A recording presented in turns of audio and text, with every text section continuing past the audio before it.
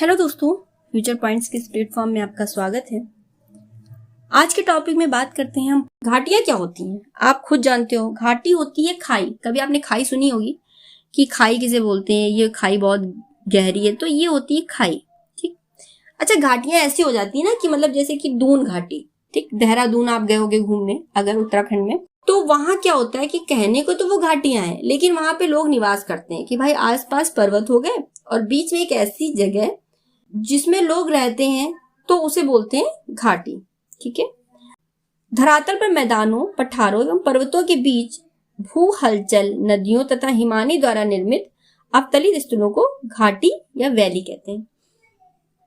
देखो, क्या अगर मैं आपको ज्योग्राफी पढ़ाऊंगी या मैं ज्योग्राफी का आपको वो डीप चैप्टर जो मेन से रिलेटेड होता है उसमें हम बात करते हैं कि जो ये पठार, पर्वत या जो भी हमारी भू संरचना है वो निर्मित कैसे हुई है, तो कहीं ना कहीं उसका एक ही कारण याद रखना आप, नदी। ठीक है। पहले भी सिर्फ आपको पता है कि हमारा दक्षिण भारत है, इसके ऊपर तेथिस सागर हुआ करता था, और जो हम उत्तर जो मध्य की बात करते हैं, उत्तर प्रदेश में जहां हम रहते हैं, वहां पे जो गंगा नदी थी हमारी बहुत ज्यादा विशाल क्षेत्र में चौड़ी थी। ठीक है।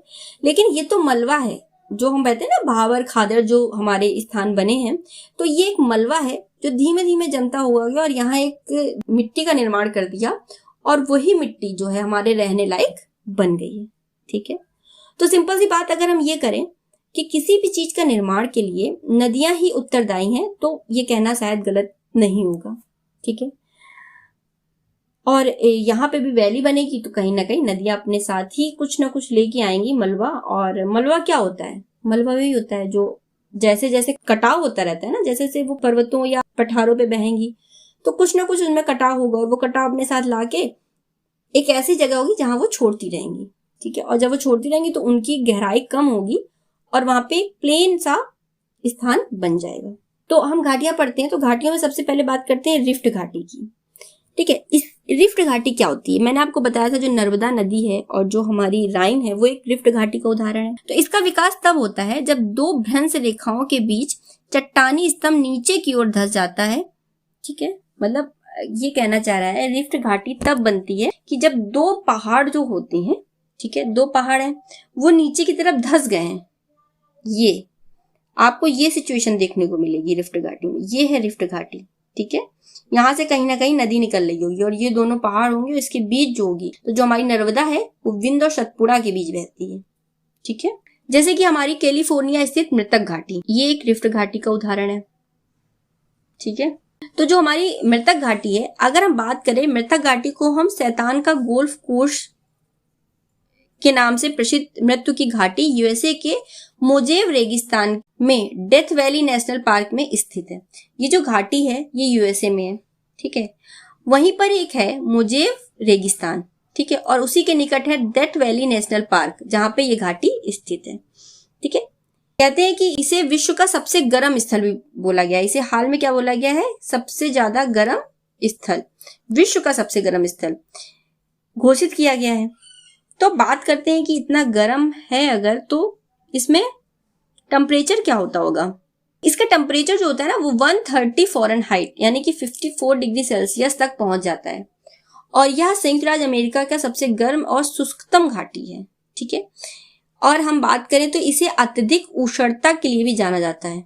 ये गर्म किस लिए होती है? इस वजह से होती है क्योंकि यहाँ पे वायु का, यहाँ पे एक तो रेगिस्तान है, हमने बात करी मोजेव रेगिस्तान है। ठीक है। और वायु का तापमान की दृष्टि से इसको गर्म घोषित किया गया है। मान लीजिए कि आप कोई घाटी है। ठीक है। अब आपको एक उदाहरण देती हूँ कि उत्तराखंड की देहरादून घाटी। ठीक है। आप उत्तराखंड का मौसम कैसा होता है? ऑफ कोर्स ठंडा होता है। ठीक है। जब उत्तराखंड में इतनी हिमानियां हैं, हमारी गंगोत्री, यमुनोत्री जैसी ठंडी धाराएं वहां से आती हैं, नदियां आती हैं, गंगा जैसी पवित्र नदी वहां से आती है, तो वहां का मौसम, पहाड़ों का मौसम कैसा होता होगा? ठंडा। और वही ठंडी हवा जो है वो अपने साथ ठंडक लेके आती है, तो वो बनाती है दून घाटी। ठीक है। जैसे उत्तराखंड में फूलों की घाटी, वहां पे इतने प्रकार के फूल होते हैं कि जो मतलब आपको कहीं भी विश्व में ढूंढने नहीं मिलेंगे, वो फूल वहां पे आपको मिल जाएंगे। ठीक है। तो वैसे ही क्या होता है कि जो ये जो हमारी रिफ्ट घाटी है ये मोजेव रेगिस्तान के पास है, तो जब ये जो हवा लेके आती है वो कैसी होती है? गर्म। इसलिए इसे मृतक घाटी बोलते हैं। इतनी ज्यादा गर्मी के कारण वहां कोई जीव जंतु या पौधा जीवित नहीं रह पाता है, इसलिए हम इसे बोलते हैं मृतक घाटी। ठीक है, नेक्स्ट है पंचशील घाटी। पंचशील घाटी हमारी अफगानिस्तान के पंचशील प्रांत के काबुल के उत्तर में स्थित है। जो हमारी पंचशील घाटी, एक तो ये अफगानिस्तान में है, ठीक है, और ये स्थित कहाँ है? काबुल के उत्तर में। ठीक है, और यहाँ पे एक पंचशील नदी जो बहती है इसके पास, उसको बोलते हैं पंचशील नदी के नाम पे इसका नाम पड़ा है पंचशील घाटी। ठीक है, नेक्स्ट है हमारी टेलर घाटी। ठीक है, नेक्स्ट है हमारी कौन सी घाटी है? टेलर घाटी। अंटार्कटिका स्थित इस घाटी की खोज रॉबर्ट फाल्कन स्कॉट ने वर्ष 1903 में की थी। जो टेलर घाटी है इसकी खोज किसने की थी? हाँ, फाल्कन स्कॉट ने की थी। ठीक है, और ये कहाँ पे स्थित है? अंटार्कटिका में। ठीक है, एक है हमारी सिलिकॉन वैली। अमेरिका के उत्तरी कैलिफोर्निया में सैन फ्रांसिस्को खाड़ी के दक्षिण भाग में स्थित है। ये जो हमारी सिलिकॉन वैली है, ये हमारा सैन फ्रांसिस्को की खाड़ी जो बोली जाती है उसके दक्षिण में स्थित है। खाड़ी है तो नीचे होगी, ठीक है, वैली है तो नीचे होगी, तो और ये अमेरिका में है। नेक्स्ट हमारी जो वैली है उसको बोलते हैं ग्रेट आर्टिजन बेसिन। तो जो हमारा ग्रेट आर्टिजन बेसिन है ये ऑस्ट्रेलिया के शुष्क एवं अर्धशुष्क क्षेत्र में ग्रेट डिवाइडिंग रेंज और मध्यवर्ती उच्च भूमि के मध्य में स्थित है। ये विश्व की बृहत्तम भूमिगत जल बेसिन है। मतलब भूमिगत, भूमि के अंदर से आने वाला जो बेसिन है वो हमारी ग्रेट आर्टिजन बेसिन के पास स्थित है। ठीक है, नेक्स्ट बात करते हैं वृहद बेसिन की। संयुक्त राज्य अमेरिका के विशाल ग्रेट बेसिन मरुस्थल में स्थित एक जल विभाजक है। ये बोलना चाह रहा है कि संयुक्त राज्य अमेरिका में जो हमारा मरुस्थल है उसमें स्थित एक जल विभाजक का कार्य करता है। यहीं से जल को दो भागों में विभाजित कर दिया जाता है।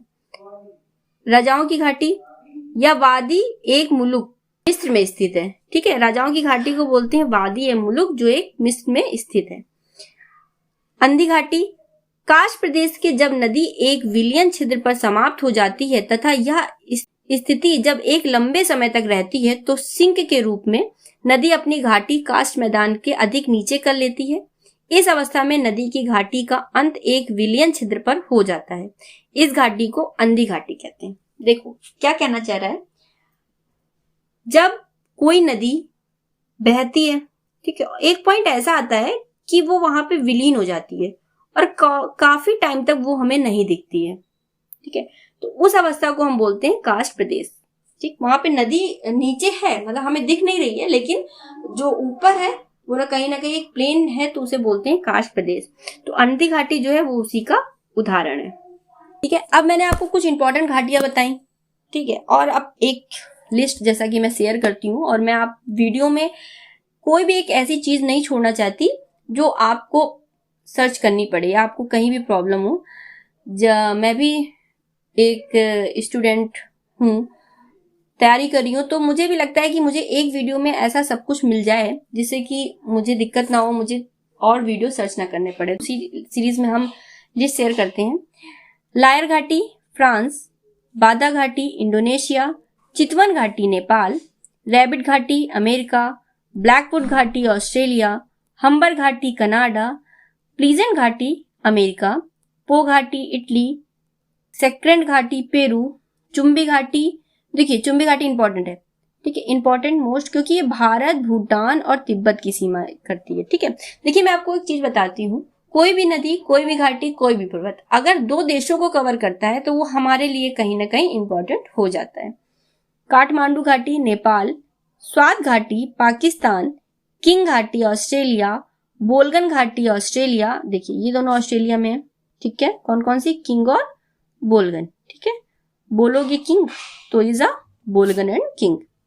ठीक है, ग्रैंड घाटी अमेरिका, एग्रो घाटी स्पेन। ठीक है, ये भी इंपॉर्टेंट है। तो ये मैंने कवर कर दी है आपकी घाटियां। ठीक है, आप बस जोश से पढ़ते रहिए, हम आपको पढ़ाते रहेंगे। और अगर आपको मेरा ये सेशन अच्छा लगा हो तो इसको लाइक करें, शेयर करें अपने फ्रेंड्स को, और सब्सक्राइब जरूर कर लें ताकि मेरा नोटिफिकेशन आप तक पहुंच जाए। Thank you.